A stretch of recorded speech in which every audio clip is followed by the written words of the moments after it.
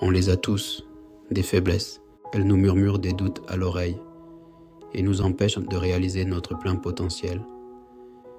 Ces vulnérabilités peuvent sembler être des obstacles insurmontables, jetant une ombre sur notre confiance et notre estime de soi. Mais, et si on pouvait changer le récit? Et si, au lieu de craindre nos faiblesses, on les acceptait? Cet essai explore le pouvoir transformateur de transformer nos vulnérabilités en force. C'est un voyage de découverte de soi, de résilience et, finalement, de triomphe. On va explorer l'importance de reconnaître nos faiblesses, de comprendre leurs racines et de développer des stratégies non seulement pour y faire face, mais aussi pour s'épanouir. Préparez-vous à redéfinir ce que signifie être fort, car le vrai pouvoir ne réside pas dans l'absence de faiblesse, mais dans le courage de la regarder en face et d'en sortir grandi.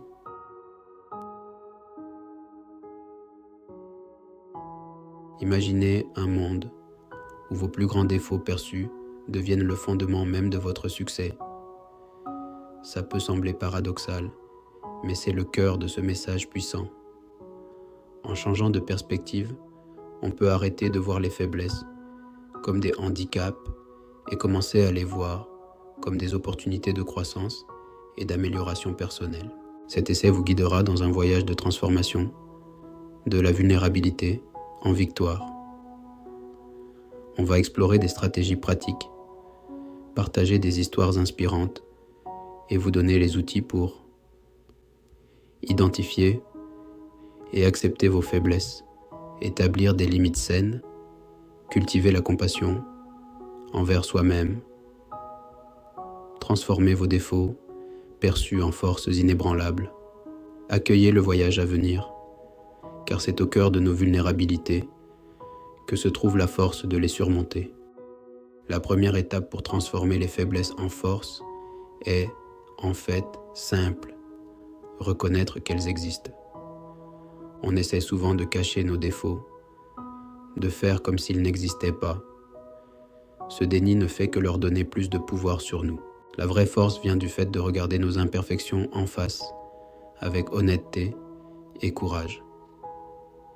Il s'agit de reconnaître que nous sommes tous des œuvres en cours, des êtres parfaitement imparfaits. Au lieu de voir les faiblesses comme quelque chose dont il faut avoir honte, acceptez-les comme des parties intégrantes de ce qui vous rend unique.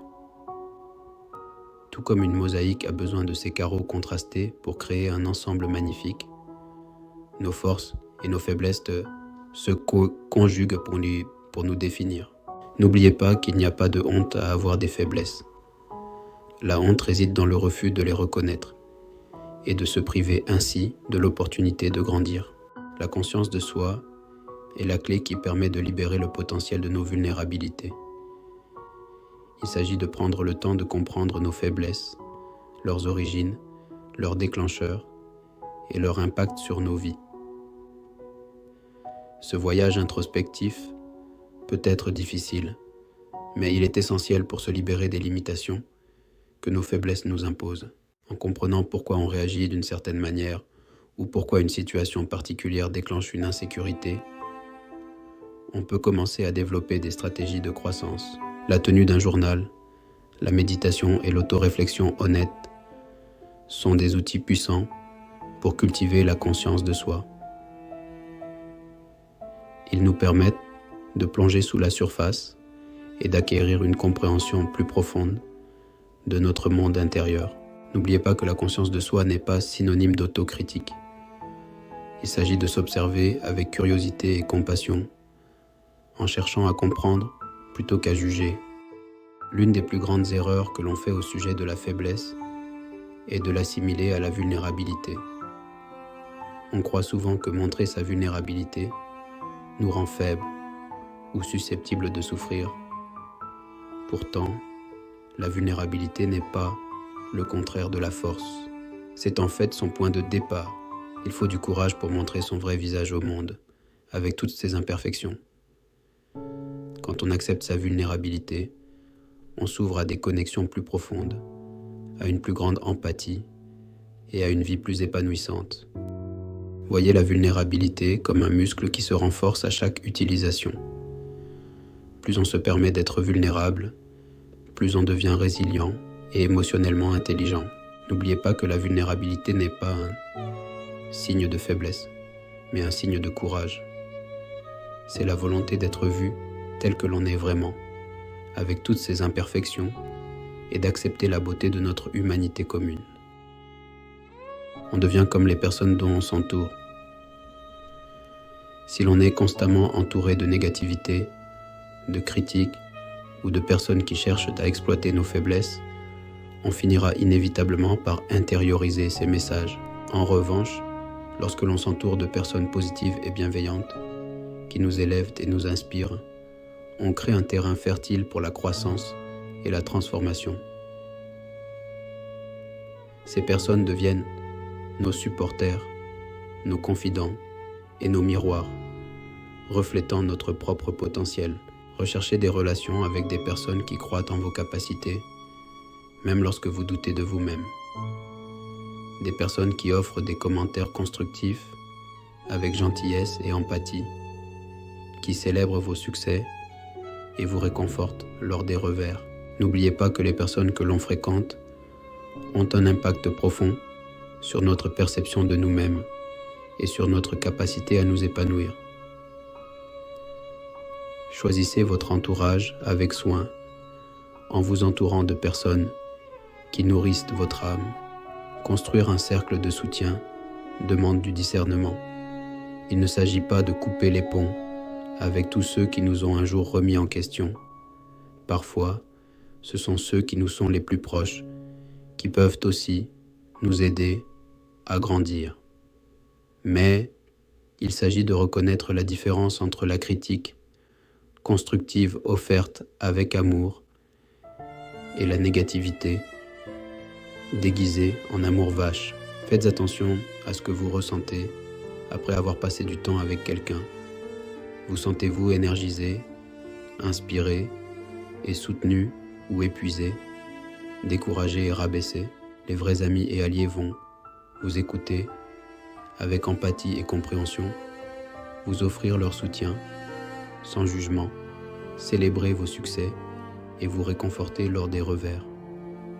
N'oubliez pas que vous avez le pouvoir de choisir qui vous laissez entrer dans votre cercle intime. Entourez-vous de personnes qui voient votre valeur, croient en votre potentiel et vous donnent envie de devenir la meilleure version de vous-même. On a exploré l'importance de reconnaître ses faiblesses, de fixer des limites et de cultiver un cercle de soutien. Maintenant, vient la partie vraiment transformative. Travailler activement à transformer ses faiblesses en force. Il ne s'agit pas d'effacer qui on est ou d'essayer de devenir quelqu'un d'autre. Il s'agit de croissance personnelle, d'éliminer les limitations qui nous retiennent et de révéler les versions plus fortes et plus résilientes de nous-mêmes qui ne demandent qu'à émerger. Voyez ça comme de l'alchimie, la pratique ancienne qui consiste à transformer les métaux de base en or. Nous aussi, on peut transformer nos défauts, perçus en quelque chose de précieux et d'autonomisant. Ce processus prend du temps, des efforts et une volonté de sortir de sa zone de confort. Mais les récompenses sont incommensurables. Une plus grande confiance en soi, une résilience accrue et la liberté de vivre une vie qui nous ressemble. Nos émotions peuvent être nos meilleurs alliés ou nos pires ennemis. Elles sont une partie intégrante de notre expérience humaine. Elles ont le pouvoir de nous élever ou de nous faire sombrer, de nous inspirer ou de nous décourager, de nous donner du pouvoir ou de nous faire sentir impuissants. La clé est de savoir comment les gérer efficacement. Maîtriser ses émotions est essentiel pour transformer ses faiblesses en force. Cela demande du temps et de la pratique. Lorsque l'on comprend ces déclencheurs émotionnels, on peut mieux anticiper ses réactions. On peut développer des mécanismes d'adaptation, comme il peut s'agir de pratiquer la pleine conscience, qui aide à rester ancré dans le moment présent, de faire de l'activité physique régulière pour libérer des endorphines, ou de demander l'aide d'un thérapeute ou d'un conseiller pour obtenir un soutien professionnel. Le but n'est pas de supprimer ces émotions, mais de les comprendre et de les accepter. Apprendre à les gérer avec plus de conscience et de contrôle est crucial pour notre bien-être. Quand on y arrive, on devient moins réactif et plus résilient, capable de rester calme sous pression, capable d'affronter les tempêtes de la vie avec grâce et force. La résilience est une compétence précieuse. N'oubliez pas que l'intelligence émotionnelle est une compétence qui se développe avec le temps. Elle nécessite de l'engagement et de la pratique continue. Soyez patient avec vous-même. Faites preuve de compassion envers vous-même. Et rappelez-vous que chaque petit pas compte. Célébrez vos progrès en cours de route, car chaque étape vous rapproche de la maîtrise de vos émotions. Bien que le cheminement de la croissance personnelle soit profondément personnel, il n'est pas nécessaire qu'il soit solitaire. En fait, il peut être enrichi par les interactions avec les autres. Demander le soutien des autres peut nous apporter des conseils précieux, des encouragements et une nouvelle perspective.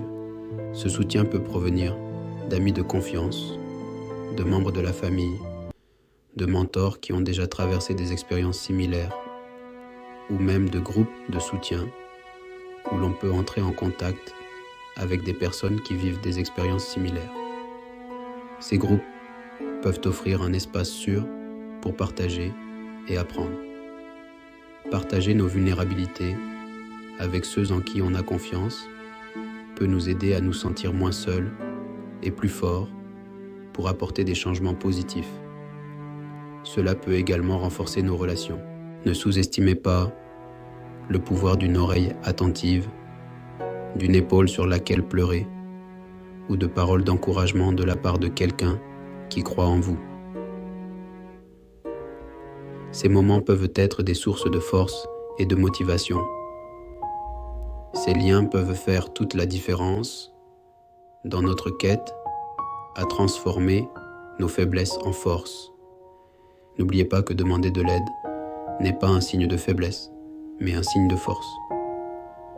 Cela montre une volonté de grandir et de s'améliorer.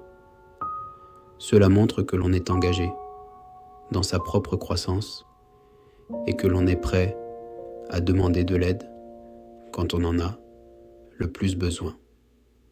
En fin de compte, c'est cette ouverture et cette volonté de chercher du soutien qui nous permettent de trouver la force en nous-mêmes. C'est un voyage qui commence par une simple décision. Allons de l'avant en abandonnant le besoin d'être parfait. La perfection est une illusion qui nous empêche de progresser et en acceptant la beauté d'être parfaitement imparfait. C'est dans nos imperfections que nous trouvons notre véritable beauté.